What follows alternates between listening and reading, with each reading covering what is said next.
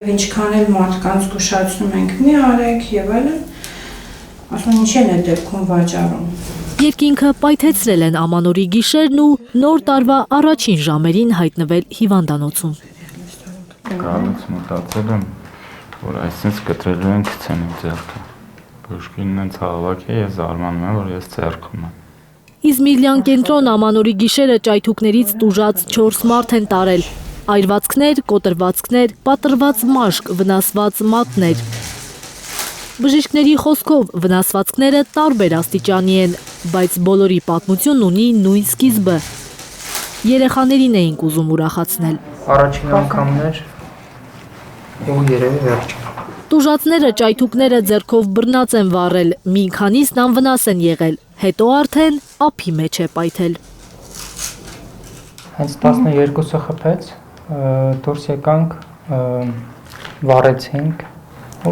այդպես շոկային վիճակ էր սկզբում, աչքերս մի քիչ ոնց որ մշուշի մեջ էր, ականջներս լրիվ փակվել էր, այդ պահին չէի զգում ինչա կատարում, խորտ կտամ ընդհանրապես չօգտագործեմ։ Բժիշկները կրկին հիշեցնում են, ճայթուկները հրավառությունը խաղալիք չեն։ Ամեն տարի նույն սցենարն է։ Վիրակապված ձեռքեր, երկար բուժում, հաճախ անդառնալի վնասվածքներ, վտանգավոր զվարճանքից հետո։ Բժիշկները պնդում են, պետք է ընդհանրապես արգելել պայթուցիկների վաճառքը։